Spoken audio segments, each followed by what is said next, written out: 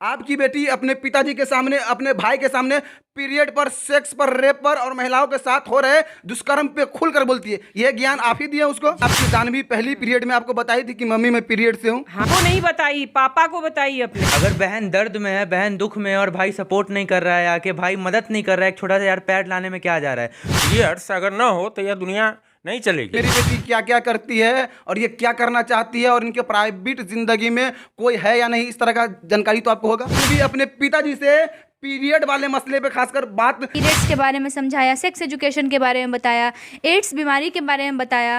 और खैर बिहार में तो कहने को शराबबंदी है कहने को, और लेकिन जो भी लोग ऐसा करते हैं शराब पीकर ज़बरदस्ती बीवी पर हाथ उठाना, ज़बरदस्ती उनके साथ सेक्स करने का, आपने क्या कहा कि सहा भी ना जाए और कहा भी ना जाए। एड्स एक ऐसी बीमारी है। तो आपका एक फिल्म आया है कन्नाडा के बहुत बड़े स्टेज पे, वो रिलीज हुई है।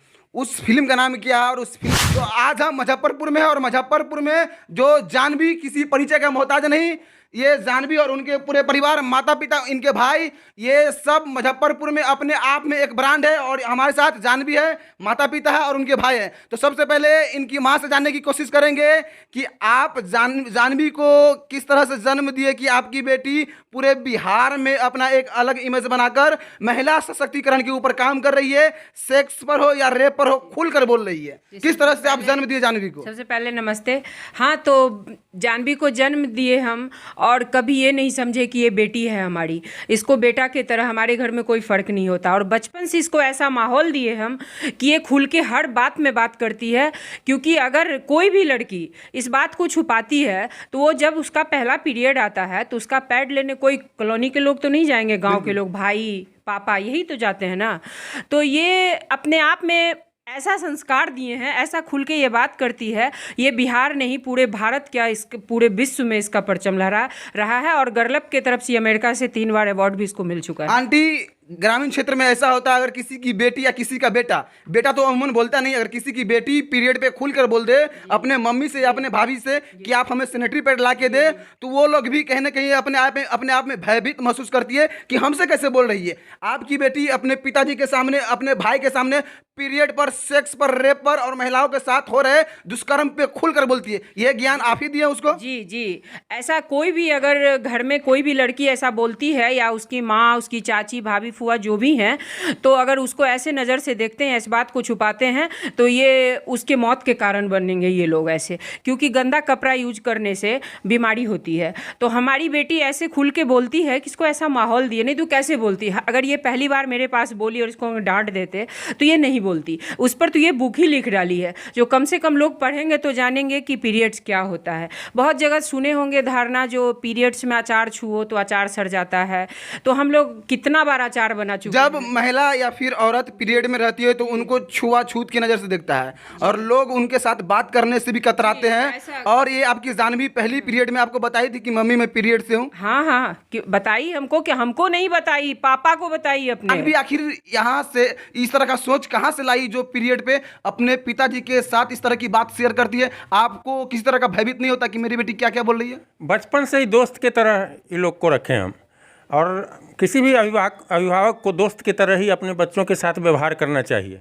देखते हुए या कहीं कोई नौकरी कर रहे हैं, शाम को नौकरी करके आते हैं, घर में उठ पड़ते हैं, वहाँ का गुस्सा वहाँ उतारते हैं, तो उनके बच्चे उनसे सभी बात खुल के नहीं कर पाते। तो बच्चे वो कहाँ से सीखेंगे वो बात? समाज में किसी दूसरे लड़के लड़कियों से बात करेंगे, स्कूल में छुप छुप के उसके बारे में जानकारी इकट्ठा करेंगे। तो हम लोगों ने इसको बचपन से ही कहा कि कोई बात हो बेटा तो हमको बताना। जब माता पिता ही प्रथम शिक्षक होते हैं, प्रथम गुरु होते हैं, तो वह एक सबसे प्रमुख बात जिससे यह दुनिया चल रही है। पीरियड्स अगर ना हो तो यह दुनिया नहीं चलेगी। जानवी के प्राइवेट लाइफ की पूरी कहानी आपको पता होगी कि मेरी बेटी क्या क्या करती है और ये क्या करना चाहती है, और इनके प्राइवेट जिंदगी में कोई है या नहीं, इस तरह का जानकारी तो आपको होगा? जी, टोटल जानकारी है। तो ये हर समय, चूँकि ये दोनों बच्चा जो है 15 से 17 घंटा किसी न किसी कार्य में व्यस्त ही रहता है, तो अन्य कोई बात तो हो ही नहीं सकता है, जहाँ तक मेरा मानना है।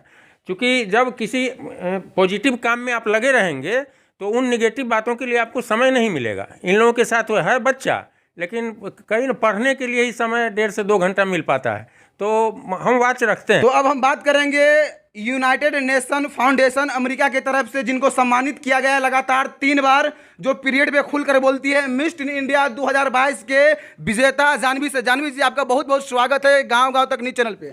नमस्कार, मेरा नाम जानवी है। मैं 16 साल की हूँ और मैं लैंगिक समानता और महिला सशक्तिकरण पे काम कर रही हूँ। जानवी जी, आप पीरियड पे खुल के बोलती है, महिलाओं के साथ दुष्कर्म जो हो रही है समाज में उस पर खुल के बोलती है, आप सेक्स से खुलकर बोलती है, और जिस तरह से एड्स एक ऐसी बीमारी है जो न कहा जाए न सहा जाए उस पर भी आप खुलकर बोलती है। इस तरह का समझ इतने कम उम्र में और इतना अधिक जानकारी कहाँ से आता है आपके पास? जी, ये जानकारी मैं यही सोचती हूँ कि ये जानकारी हर एक बच्चे के पास होनी चाहिए। और ये जानकारी सबसे पहले तो माता पिता ने मुझे दी, क्योंकि पहले शिक्षक तो माता पिता ही होते हैं, पहले गुरु तो वही होते हैं। उन्होंने मुझे हर चीज़ के बारे में समझाया, पीरियड्स के बारे में समझाया, सेक्स एजुकेशन के बारे में बताया, एड्स बीमारी के बारे में बताया। और उनके अलावा मैं तरह तरह की किताबें पढ़ती हूँ, तरह तरह हमारे पास इंटरनेट है, वहाँ से मैंने बहुत सारी बातें सीखी। जानवी जी, आप खासकर ग्रामीण क्षेत्र में रहने वाली माँ बहनों के लिए क्या संदेश देना चाहेंगे जो पीरियड के समय अपने परिवार के सदस्य को नहीं बताती है और गंदे कपड़ा का इस्तेमाल करती है, जो भयानक बीमारी का शिकार भी हो जाती है? वैसे वैसे लोग क्या संदेश देंगे आप? मैं उन लोगों को यही संदेश देना चाहूँगी कि ऐसी चुप्पी का क्या फ़ायदा जो आपकी जान ही ले ले। ऐसे चुप रहने से अच्छा है तो आप अपने लिए खुल के बोलिए। जो भी औरतें हैं, जो भी लड़कियां हैं, जो चुप क्यों रह जाती, क्योंकि उनके अंदर वो एक डर रहता है, और वो डर उनके अंदर खुद नहीं आता है, वो बचपन से डाला जाता है। जब बच्ची बहुत छोटी होती है तभी से हर बच्चे को पता होता है कि जब लड़की बड़ी होती है तो उसको पीरियड्स आने शुरू होते हैं। तो जब वो अपनी माँ को देखती है, घर में चाची हैं, भाभी हैं, उनको देखती है कि अरे जब ये लोग छुप छुप के रह रहे हैं, ये लोग नई बातें कर रहे हैं, ये लोग किचन में नहीं जा रहे हैं, ये लोग फूल पौधों को पानी नहीं दे रहे हैं, तो मुझे भी यही चीज़ करनी है। लेकिन मैं आज के जनरेशन की लड़कियों से यही कहूँगी कि हमें इन सब चीज़ों को बदलना है। जो चीज़ें पहले समय से गलत होती आ रही हैं, ज़रूरी तो नहीं है ना कि हम भी उसी चीज़ को लेकर आगे बढ़ें। हमें इन सब चीज़ों को बदलना होगा, अपने लिए आवाज़ खुद ही उठानी होगी। अभी तक आप कितने बुक लिख चुके हैं? अभी तक मैंने 2 पुस्तक लिखे हैं। पहली पुस्तक ये है, पिछले साल ही ये प्रकाशित हुई, इसका नाम है शीरोज ब्रेकिंग। इसकी विशेषता क्या है? इस पुस्तक में मैंने लैंगिक असमानता से जुड़ी जो भी समस्याएं हैं उनका जिक्र किया है। और आधी पुस्तक में एक लड़की की मोटिवेशनल स्टोरी है, जिसको जो भी लोग पढ़ेंगे उनको समझ में आएगा कि किस तरह से मेहनत और लगन के दम पर एक इंसान आगे बढ़ सकता है। समाज में कुछ लोग ऐसे भी हैं जो अपनी बीवी के साथ जबरदस्ती करता है, शराब पीकर, तरह तरह के नशे कर कर। और आप कुछ दिन पहले सोशल मीडिया के माध्यम से या प्रिंट मीडिया के माध्यम से एक खबर दी थी कि अगर शरीर तन मेरा है तो इसमें हमारी भी अनुमति होनी चाहिए, हमारी भी रजामंदी होनी चाहिए सेक्स के लिए। तो ऐसे ऐसे लोगों को क्या कहना चाहेंगे जो नशे के तुल में आकर अपनी बीवी के साथ जबरन? जी। तो इसी विषय पर मैंने संयुक्त राष्ट्र के मंच से पूरी दुनिया को संबोधित भी किया था कि शरीर मेरा है तो अधिकार भी मेरा ही होगा। और वही भाषण हुबहू वो आर्टिकल छपा अखबार में। तो बिल्कुल सही बात है कि हमारे यहाँ का जो समाज है, खैर बिहार में तो कहने को शराबबंदी है कहने को, और लेकिन जो भी लोग ऐसा करते हैं, शराब पीकर ज़बरदस्ती बीवी पर हाथ उठाना, ज़बरदस्ती उनके साथ सेक्स करने का डिसीजन बनाना, ये बिल्कुल गलत है। क्योंकि जब 2 पक्ष उसमें इन्वॉल्व होंगे तो मर्जी भी दोनों की होनी चाहिए। तो इन बातों को लेकर हमारे समाज में जागरूकता की बहुत आवश्यकता है। और हमारे समाज में मैं औरतों को ही कहूँगी कि उनको अपने लिए स्टैंड लेना होगा। कब तक कोई दूसरा आकर उनके लिए लड़ेगा और उनको सपोर्ट करेगा? कि 16 साल की बाली उम्र कहते हैं, इतनी छोटी सी उम्र में एक लड़की की शादी कर देना, और शादी कर देना फिर वो लड़की माँ बनती है, और माँ बच्चे को जन्म देते वक्त क्योंकि कम उम्र रहती है तो लड़कियों की मौत हो जाती है। तो मैं माता पिता को यही कहूँगी कि इससे अच्छा है कि आप बच्चों को जन्म ही ना दें। एक फिल्म आया है कनाडा के बहुत बड़े स्टेज पे, वो रिलीज हुई है।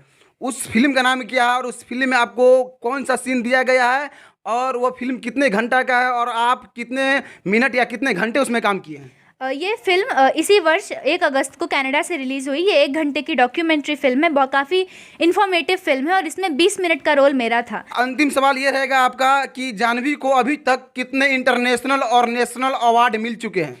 सबसे पहले तो संयुक्त राष्ट्र फाउंडेशन अमेरिका के द्वारा मैं हैट्रिक अवॉर्डी हूँ। लगातार 3 साल से मुझे वहाँ से सम्मानित किया गया है। उसके अलावा इंडिया बुक ऑफ रिकॉर्ड में भी मेरा नाम दर्ज है। मैंने ग्रेजुएट की डिग्री भी मुझे क्लास 10th में जब मैं थी तभी मुझे मिल गई है।